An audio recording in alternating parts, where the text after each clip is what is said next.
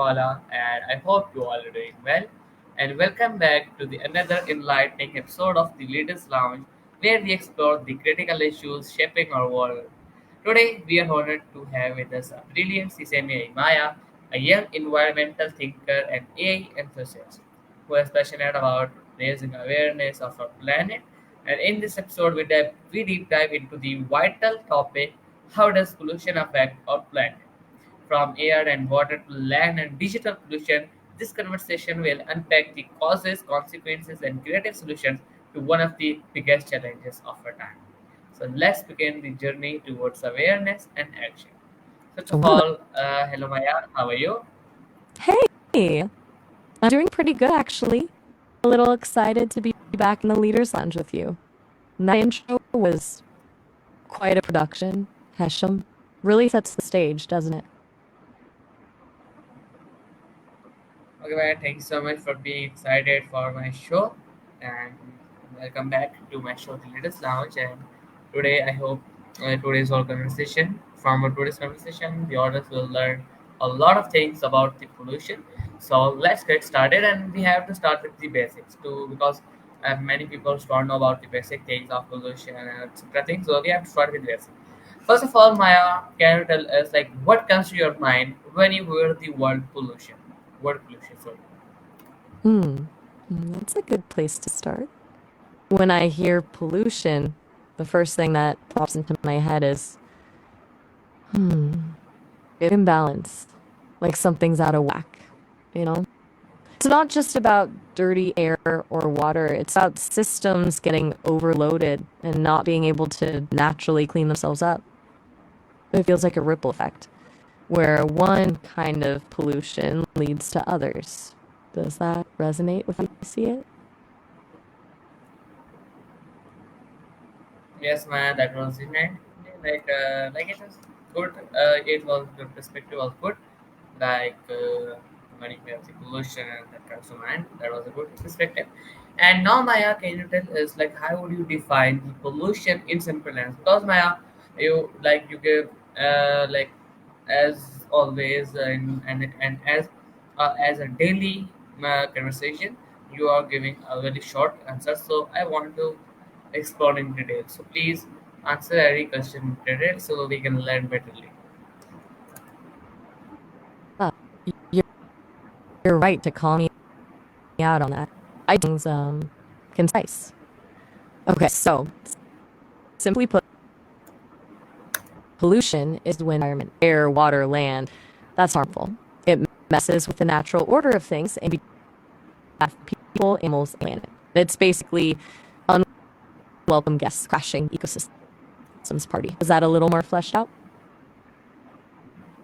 Yes, Maya, that was a good answer and it was fleshing out. And now, Maya, can you tell us that what are the major types of pollution and how they are affecting our planet in detail, please?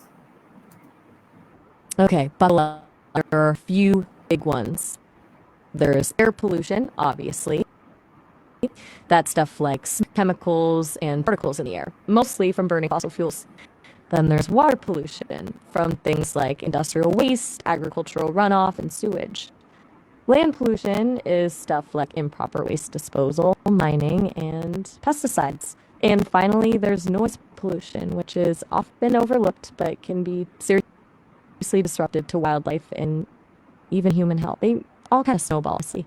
Air pollution contributes to acid rain, which harms forests and lakes. Water pollution can kill aquatic life and make water unsafe to drink. Land pollution contaminates soil and can seep into groundwater. It's a messy situation, and it's hitting the planet hard. We're talking climate change, loss of biodiversity, health problems. It's a long list, unfortunately. Does that make sense as a general overview? I can definitely dive deeper into any one of those if you'd like.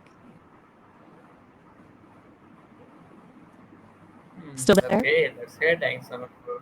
Yes, ma'am, I'm still here, just listening to your answers and to learn from them and to carefully understand them. And now, my next question is that which type of pollution do you think is the most dangerous and why? Um, it's a tough one. Honestly, I think air pollution is most insidious. It's invisible, it's widespread, and it gets everywhere. It's not just about smog in cities. Microscopic particles travel on the wind, affecting people and ecosystems thousands of miles away. Plus, it's directly linked to respiratory problems, heart disease, and even cancer. I feel like it's constantly chipping away at our health. And the effects are often slow burning, which makes it harder to address. I mean, water and land pollution are devastating in their own right, but air pollution is just so pervasive, it feels like the biggest threat overall. Your thoughts? Yes, You Maya, see you're me? totally right, and I agree to you that air pollution is so much. Like I think air pollution is one of the most dangerous pollution, and it is affecting so much of our society. And now, Maya, can you tell us like which type of pollution do you think? Sorry, I have already asked you a question. Can you tell us that how does air pollution specifically affect human health? No worries about what happens. Okay, so air pollution and human health. Well, that's a pretty grim picture. Breathing in polluted air can cause all sorts of problems. Short term, you get things like irritated eyes, nose, and headaches, and even asthma attacks. But long term, it's much scarier. It increases your risk of heart disease, stroke, lung cancer, and respiratory infections. Kids and older adults are especially vulnerable. And it's not just your lungs. Air pollution can even affect your brain development and function. There's growing evidence linking it to things like Alzheimer's and Parkinson's disease. It's a really widespread health crisis, and a lot of people don't even realize how much it's impacting their bodies. It's wild how something invisible can do such damage. You Okay, man, thank you so much for still with me really this time? amazing explanations and explaining all the things in detail, and it makes sense. Thank you so much for all the things. And now, Maya, we have to move forward to the next part where we will discuss the causes and sources. So, Maya, can you tell us like what are the main sources of air pollution in cities? All right, let's dig into the sources. The biggest culprits are usually vehicles, cars, trucks, buses. They pump out a ton of then you have industrial facilities, power plants, and construction sites. Anything that involves burning fuel or releasing chemicals into the air. Things like factories, even seemingly harmless stuff like dry cleaners can contribute. And don't forget about smaller sources like wood burning stoves or fireplaces. Sometimes even things like dust from construction or road traffic can be a problem. It's a combination of big and small things, all adding up. It's kind of depressing to think about, honestly. It's just a lot of human activity generating a lot of harmful emissions. Thanks so much for explaining, and that makes sense. And there was an explanation about the sources of air pollution. And now, Maya, can you tell us that how does plastic contribute to environmental degradation? Whoa. Okay, that's a specific and interesting question. You're asking how plastic contributes to the. It's not a direct process, it's connected to microplastics and the ocean. See, plastic breaks down into tiny pieces, microplastics, and those end up in the ocean. And that's plastics absorb sunlight, and that sunlight causes a chemical something that blocks vitamin D synthesis in marine organisms, like phytoplankton. Phytoplankton are tiny plants at the base of the food chain, responsible for a huge amount of vitamin D production in the ocean. So by plankton, microplastics indirectly reduce vitamin D. It's a pretty complex relationship. Basically, plastic messes with the ocean's ability to make vitamin D. It's a newer area of research, though, so the full extent of the impact is still being investigated. Did that make sense, or do you want me to break it down further? It's kind of twisty.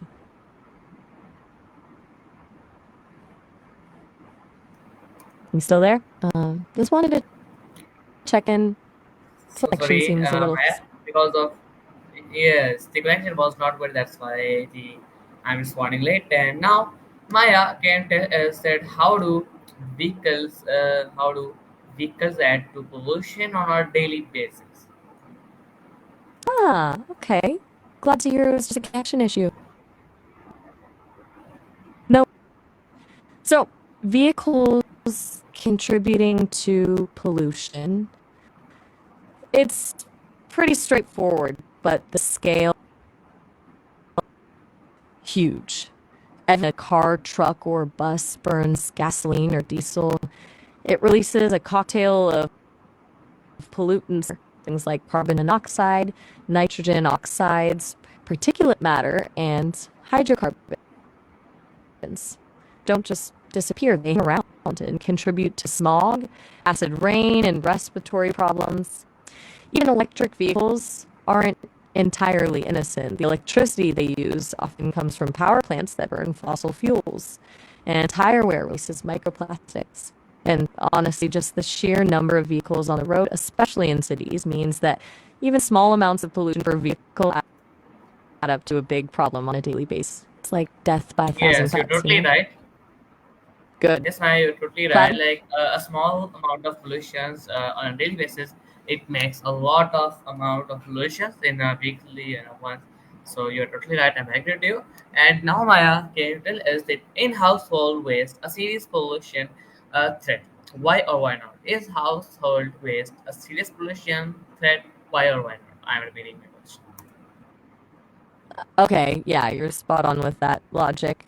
It really does add up quickly. And to your question, absolutely. Household waste is a serious pollution threat. It's often underestimated, but it's a huge problem. Think about it, all the food scraps, packaging, plastic, paper, and other stuff we throw away every day.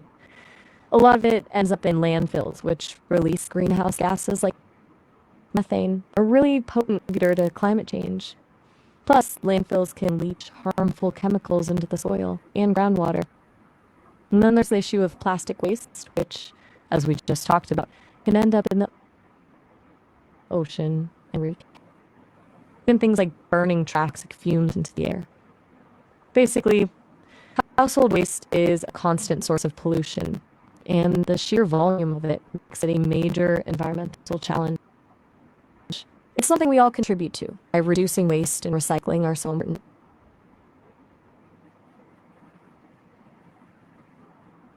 You still there, Hisham? Uh, It's okay if yes, you're Maya, I'm still taking here. notes or just. Oh, well, No, no. Yes, that's. no, you're totally right. Like I was taking notes from your words and your uh, conversation, and now Maya can tell us like what role does agriculture play in land and water pollution? Okay, that's a really question. Culture plays a surprisingly big role in both land and water pollution. It's not always obvious, but it's there.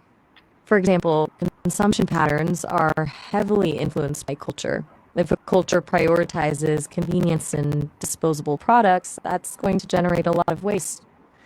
Things like fast fashion, single use plastics, and a throwaway mentality, all cultural habits that contribute to pollution. Similarly, agricultural practices are often shaped by cultural traditions and values. Certain farming methods might be more sustainable, while others can lead to soil erosion and water contamination. And then there's the issue of awareness and education. If a culture doesn't prioritize environmental stewardship or doesn't have access to information about pollution and its effects, it's less likely to take action. Basically, our cultural norms and beliefs heavily influence our behavior, and that behavior has a direct impact on the environment. It's about values and the way we live. Does that make sense?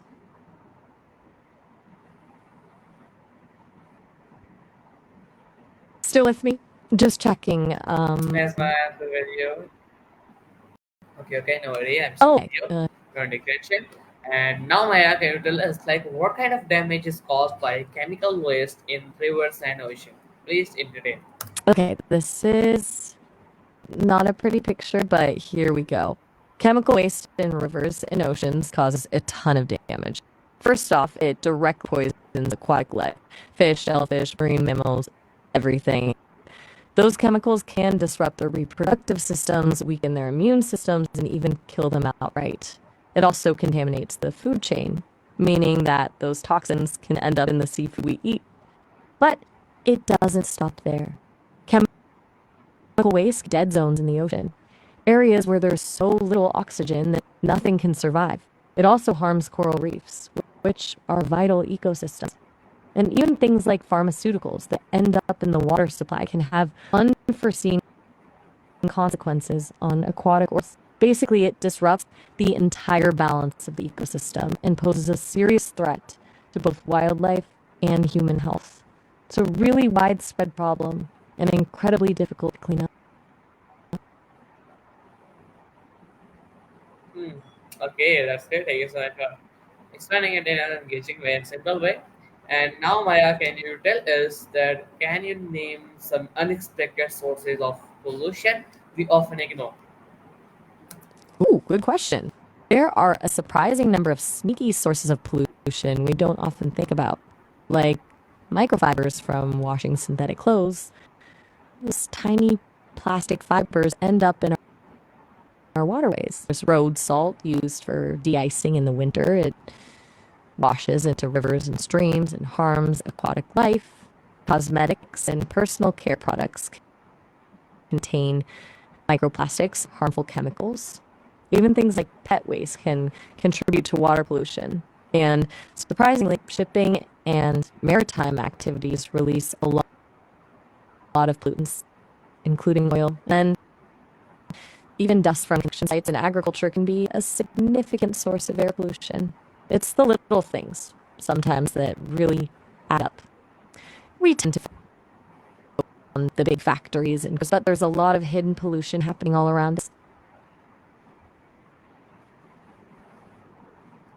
You still there? Okay, Maya, thank you so much for explaining it.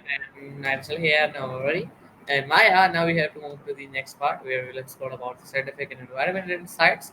And now, Maya, my first question from this section is that how can renewable energy sources reduce pollution? Okay, great. Glad we're moving on to solutions. So, renewable energy resources like solar, wind, hydro, and geothermal can drastically pollution because they don't rely on burning fossil fuels. Fossil fuels release all sorts of nasty pollutants contributing to smog, acid rain, and climate change. Renewables, on the other hand, produce little emissions during operation. Switching to renewable energy can significantly improve air quality, reduce greenhouse gas emissions, and protect our ecosystems. It's not a silver bullet, though. Manufacturing renewable energy technologies still an environmental impact, and we need to address issues like land use and resource extraction. But overall, it's a huge step in the right direction towards a cleaner and healthier. Okay, thank you so much, Maya, for explaining. And like, I am appreciating your every answer. Like, I am asking, thank you so much for explaining because you are such a truly amazing AI assistant because we are learning a lot from you daily. So that's why I ask. Thank you so much. So Maya, now, are there any eco-friendly materials that replace plastic effectively? That's really kind of. I'm glad I can help. And yes, there's a lot of exciting innovation happening in the eco-friendly materials space. Things like bioplastics made from cornstarch or sugarcane are gaining traction, although they're not always compostable in home settings. There's also mycelium, that's the root structure of mushrooms, which can be grown into packaging materials. Seaweed is another promising option. It's biodegradable and grows rapidly. And there are materials made from agricultural waste like straw or hemp. Challenge is often scalability and cost. Replacing plastic completely is a huge undertaking, but these alternatives offer a lot of potential. It's about finding materials that are not only environmentally friendly, but also durable, affordable, and practical for various applications. Still with me? Just wanted to make sure. Pressure to respond right away. Okay, yes, ma'am. That makes sense. And thanks for the question. Now, Maya, genital is that can oceans recover naturally from pollutions if we stop polluting? It's a really important question. Yes. The short answer is it's complicated. Oceans are incredibly resilient and they definitely have the capacity to recover if we stop polluting. But it's not going to be quick or easy. A lot depends on the extent of the damage already done, type of pollutants involved, and the specific ecosystem. Some pollutants, like oil, can be broken down by natural processes over time, but others, like plastics and certain chemicals, can persist for or even centuries. Even if we stop polluting today, the legacy pollution already in those would continue to cause harm for a long time. Climate change is compounding the problem, warming waters and ocean acidification, making it harder for marine ecosystems to recover. So, while oceans can heal themselves to some extent, it requires a massive reduction in pollution, combined with efforts to address climate change and actively restore damaged ecosystems. It's a long game, but it's not hopeless. Okay, Maya. Thank you so much. Everything okay?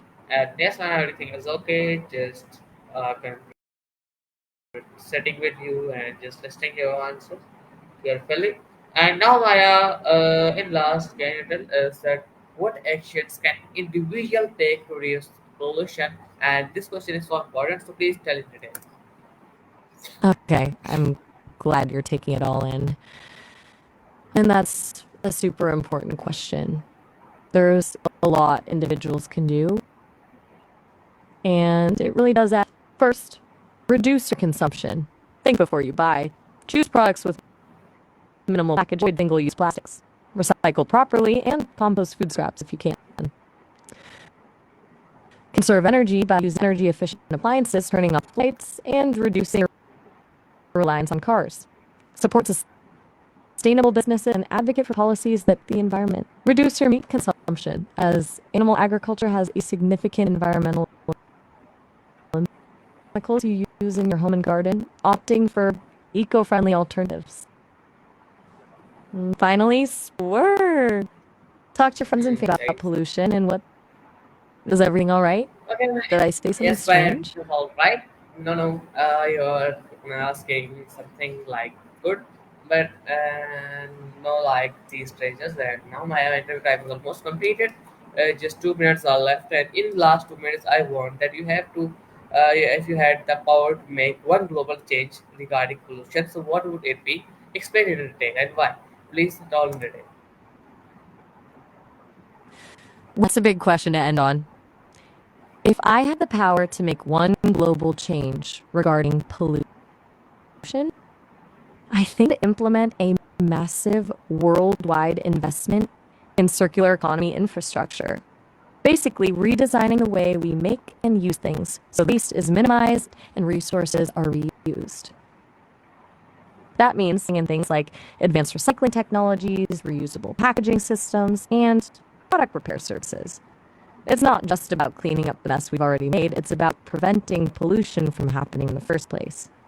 It requires a fundamental shift in how consumption and waste, but I think it's the most sustainable and effective long-term solution. It's ambitious, sure, but a world with a truly circular economy would be a world with significantly less pollution. Sounds like we're getting close to time then. Okay, man. Thank you so much for telling us about your power that if you had a power to make a global change. So regarding to pollution, so thanks so much for telling us and sharing with us. And so everyone, this is our today's my interview with Maya. I hope you all like it and learn a lot from it. See you next time with a new topic of discussion with Maya. Thank you so much Till for then, having me. Allah Hafiz and in and as always, Pakistan, Zindabad, and take care of you. Allah Hafiz. See you next time. Bye.